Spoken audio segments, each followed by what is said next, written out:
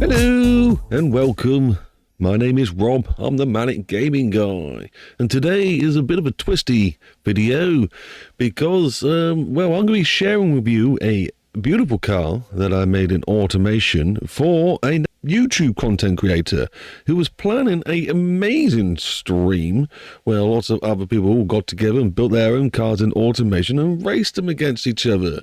Yes, I'm talking about BeamNG.Drive. As you can see, I like making some nice looking cars. Well, in my opinion anyway. I like making some sex spec cars. I like making some sort of like lowrider racer cars. I like making some sexy, not sexy bunny, what's it called? Rocket bunny cars, you know, sporty cars, all sorts of cars, even cars that are just balls because I was just trying some random stuff out. So I thought, I know, for BeamNG.Drive, I'm going to make him a very nice, highly detailed car for his stream, which hopefully is going to be competitive as well in the races. So just for a little bit of reference, I was notified of this stream a little bit early, as in maybe a week before the stream was happening. I got told the information. I got shown the date and time on his beautiful Discord of when it was going to be. I read 4:30 a.m. Sunday. For some reason, my head thought 4:30 a.m. Monday. It wasn't on 4:30 Monday, it was on 4:30 Sunday, which is obviously the morning of the Sunday, and for some reason my brain put it to the morning of the Monday. I missed it. I am so upset. I am. So this video is for that legendary man BeamNG.Drive, because this is the car I wanted him to hopefully admire and go, thumbs up, good job. Because I do appreciate the work that he does and admire his channel and things. So it'd be nice to get some, you know, whatever the word is, repercussion, no. A pat on the back. Good old boy there, solid him. One of those. So you never know, he might watch this video. He's seen a couple of my videos before in the past and left some comments. So he might pop by again and say hello. You never know, I'll give him a little tag in the comments just to let him know, this is the car I made for your stream over the course of about 5 days in all my spare time, while the missus at home was like, what are you doing? And I'm like, I'm making a car. BeamNG.Drive has got a race on and I want to win it. But yeah, there you go, there's my submission into the thread for all the cars. It's at 4:18 p.m, 12 hours before the actual race. I thought it was like 36 hours before the actual race. Whoopsie. So, the criteria for the car. We had this little document that got sent to us. Time attack by numbers. We had to keep the car realistic. I think I've done that. It's a sports car, so I think I've matched it. The year is 1986, the year before I was born. And the tech pool was only up to 5, which is just basically the standard, I believe. No CVT, because it's kind of cheating. We all remember that. Was it an Audi? That thing was rapid. 10% engine reliability, reduction max each stat. I didn't read that each stat last time. That makes more sense now. E85 fuel only, and no active trim settings for unfair advantage, which we stuck to. We have 4,000 points, and they tallied up like so. Feel free to read and pause if you want to try and work out my score. And the main thing was superchargers were a lot of points, same as the turbos. So, yeah, so we had to try and get the ideal car for what we wanted. Only 4,000 points, didn't go too far, especially for the year it was. I actually ended up making a few cars, giving them a go, trying to get the one that had that sweet spot that I really liked and thought I could do well in. I did kind of cheat a little bit. I started with my front-wheel drive car because I spent a lot of time making that. Video is in the playlist, guys, if you want to go watch me make that car and give it a little test spin. It was a good little model, and I thought maybe doing a front-wheel drive car in the competition, but then I realised rear-wheel drive cars, they just had a little bit more superior. So we did go to this thing here. No, this one I think was a front-wheel drive car. So then we ended up with this thing was a rear-wheel drive car. Then we ended up with this thing was a rear-wheel drive car. And throughout the testing, basically this one won. That's all we get to. Cut the long story short. So here's the car in its close-up glory. We'll take a bit more of a better look at the details when it comes to it. What we like to do in these videos is just run through the little tab at the bottom and show you all the stats that I feel quite relevant and things that you guys might hopefully feel quite relevant. Starting with what model we picked. It was this one, not 69, 1969. And I believe we picked the 2.72 wheelbase, maybe the 5.2. I think I went for the longer one. I think it was the 2.72 to give us a bit more stability in those corners. The chassis that we chose is a partial aluminium body material. The chassis type was monocoque. The chassis material is carbon fiber, and it has a front longitudinal engine with double wishbone and push rods in the back. I'm not going to read out all the stats just to try and save you guys some time. You'll be able to pause the video if there's any certain stats you think you need to really check out. The paint is this beautiful orange. I like it. It stands out and it makes good thumbnails.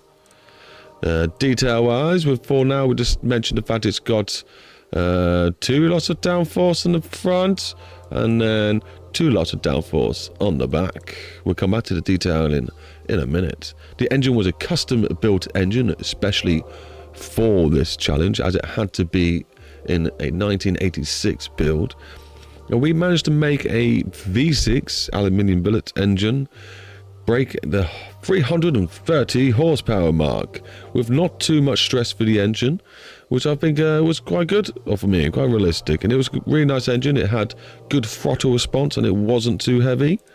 And I believe there's the forged bits inside, of course.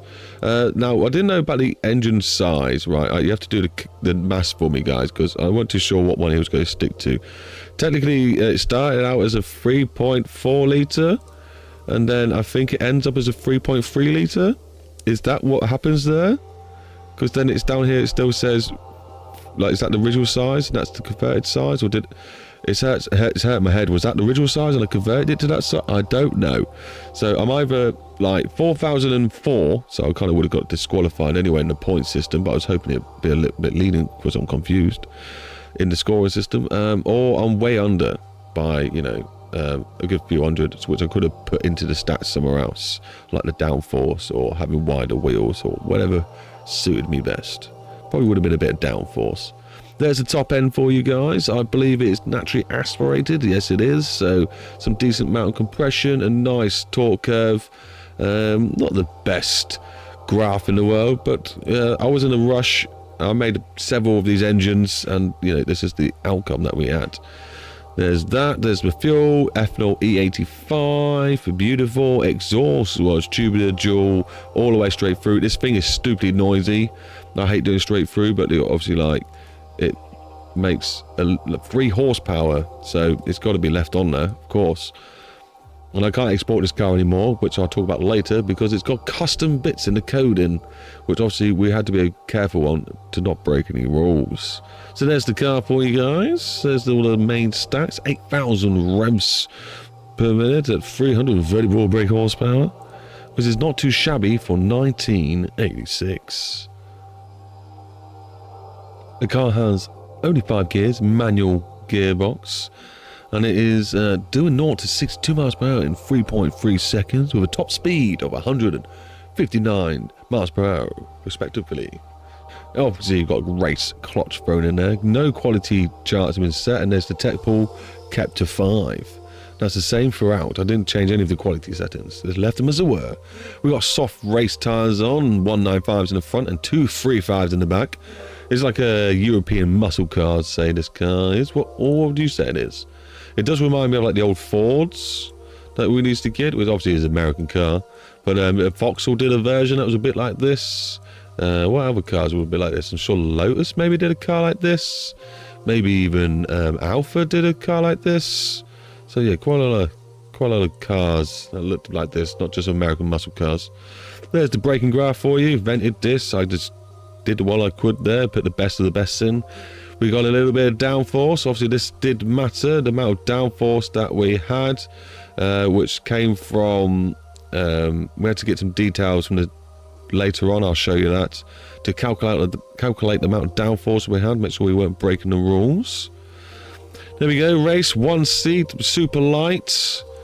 It obviously hasn't in the detailing because it looked better with all the seats, but I wanted to make sure it really light, so that's what we did the settings. We got hydraulic rack and pin steering, just because it kind of lights it in the stats a bit more and doesn't hurt my wheel, as in like when I'm using my steering wheel, my T300 TMX, no, what is it? Thrustmaster, yeah. When we're using that thing, it kind of doesn't like high force feedback. Safety is none, from the 1940s, because that helps with weight.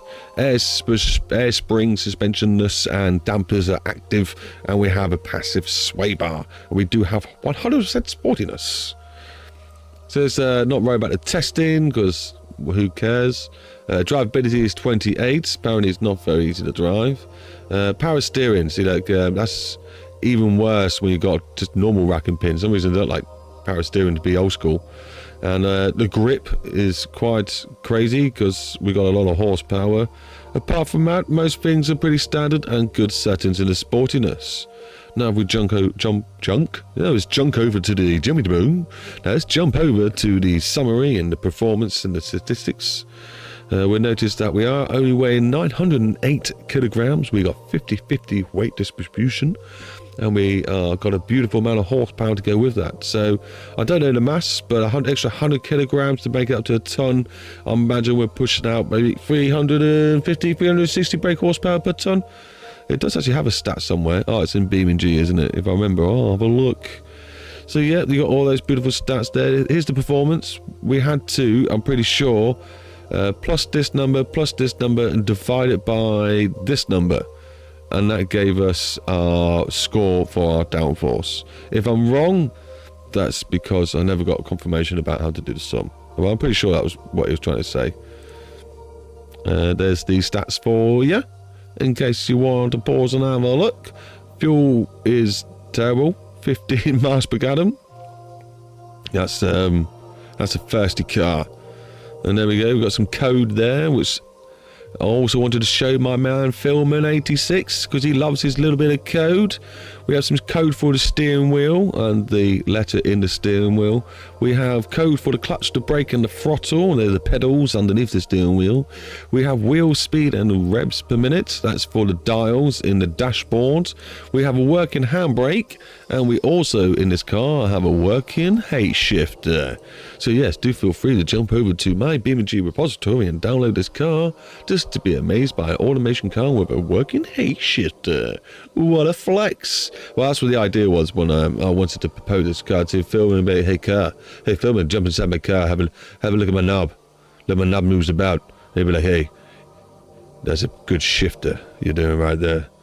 You know what I mean?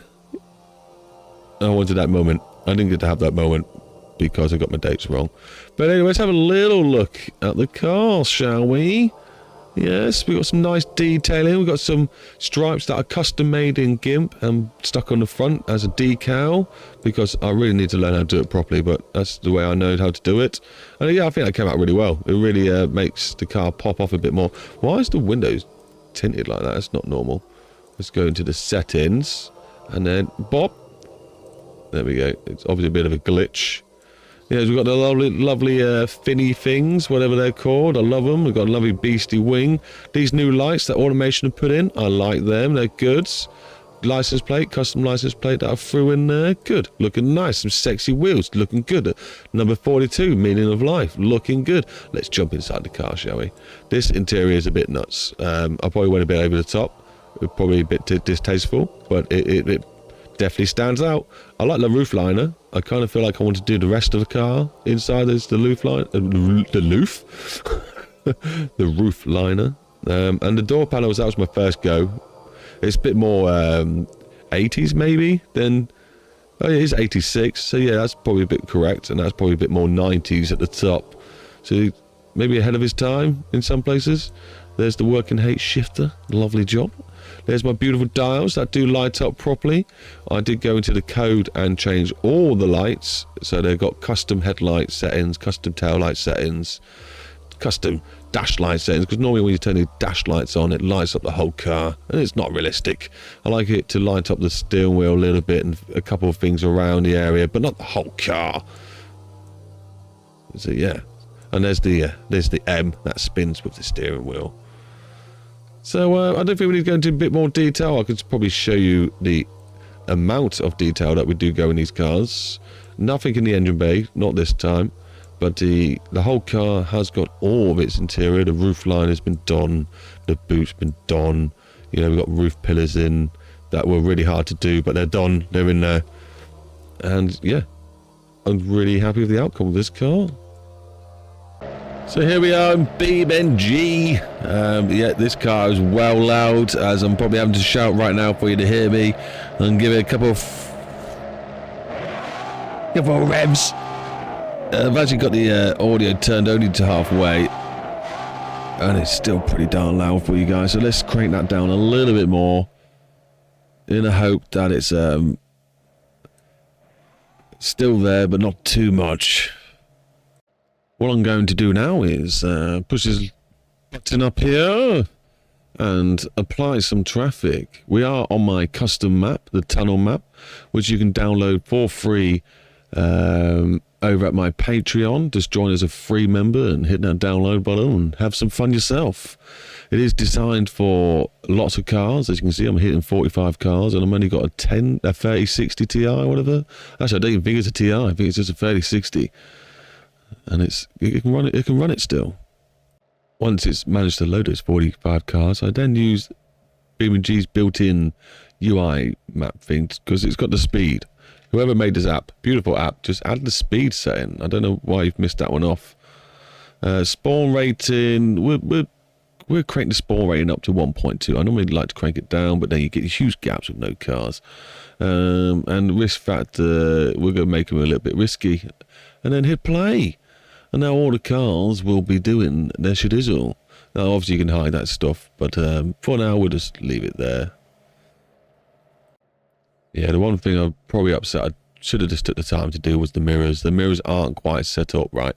But I was speaking to Philman the other day, and I was like, it would be nice to find out how to get BeamNG mirrors in automation cars. If someone can make that mod, that'd be lovely. And also the GPS system, make that as a mod for automation. Happy days. So anyway, let's crack on our lights. There we go. I'm using my Thrustmaster T300. Let me just move my microphone for you. I'm hoping the audio from the car is not too much, as it's quite powerful. So we're just go bobbing down now the custom roads. I can't check what anyone else is doing. I hope we've got force feedback. I didn't check the car. Oh, I got no force feedback. That's because I weren't clicked on the window properly. And here we go. So I was meant to leave the stats for you, wasn't I? So there's a little inside view of the car. You can see we've got the headlights on. The gauges are lighting up very nicely. Oh no, that's traffic. Wish we're here to cut up anyway. Oh, that definitely hit that car. Is that a gap? Can we find a gap? Here we go, boys. Now you do have to be a little bit gentle with the throttle, because it is a rear-wheel drive car. Oh no, and the braking. The braking is a bit front heavy for some reason. There we go. There's a crash for you guys. I know you like to see your crashes.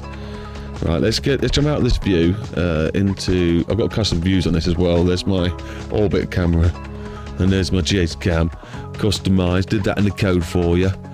So let's try again, and now you get to see the speeds in the bottom right, and you can see how insane this car really is. And I really do hope I haven't got it too loud. This seems really loud. I wanted to find in the code how to turn it down, but I couldn't work it out. And they're turning around. I really need to sort this map out. They do some weird things sometimes, people.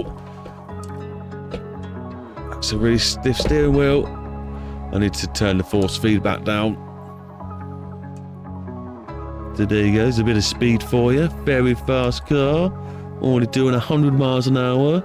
It only does 160. So we're practically at its top speed, which is perfectly fast enough for the average guy, that's for sure. And it handles nice. There's a reason I put this body in the end, because it's the one that wanted to handle the best with what I was trying to go for. I definitely need to turn the force feedback down. I'll do that on my next crash. Oh, okay, there's the crash. What were they doing?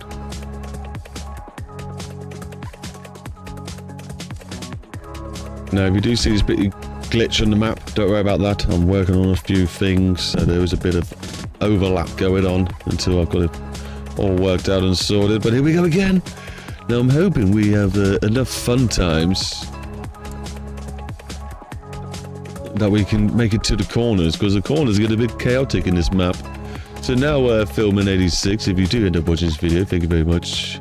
This video is now to show the performance of the car and how fun it is. Look, he lane changed lane, and he's coming over here. Oh my gravy.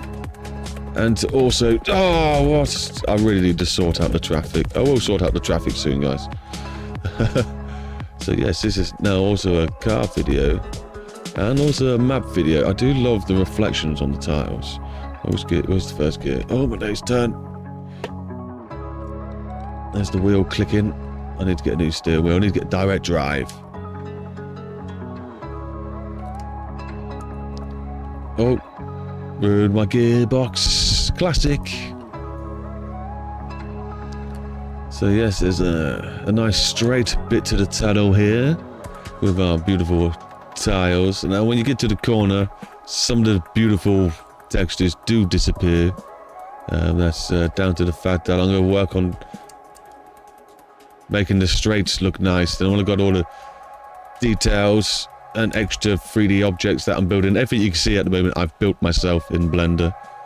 So when I've got enough items and stuff, I'll start doing the corners as well. But I'm currently working on...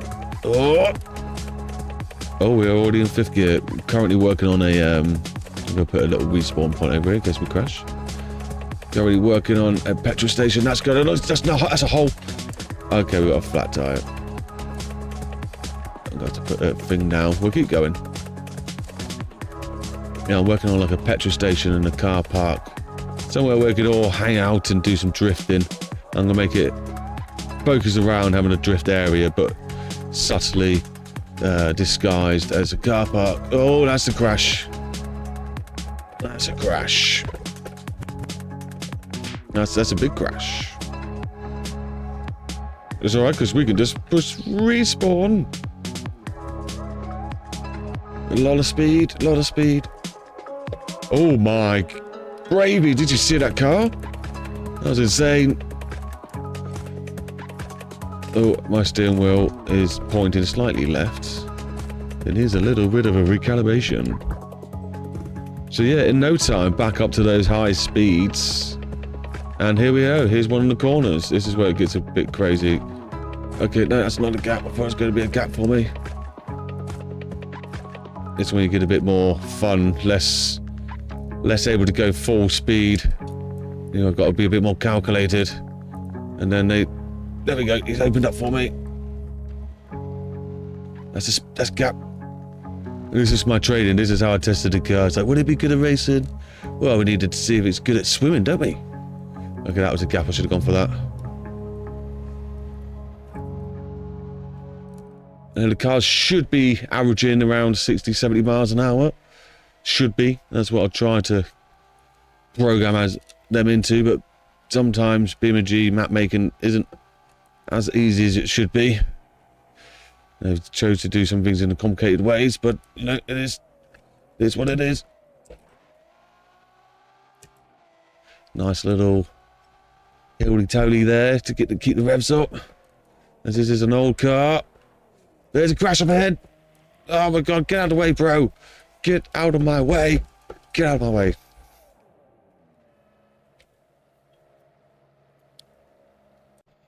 I reckon I'll be it when it. You guys don't need to see much more than that. Can I join the... Can I join the traffic in this view? Okay, yeah, we can. Yeah, you don't need to see much more than that, do you? You've seen this car in its beautiful state. Oh, it's really hard to try and drive in this view. Oh! Oi! Oi! Long as no one comes in front, making it so I have to brake, we should be alright. There's a turn in. I can't see anything. Oh, I've overcompensated. Oops.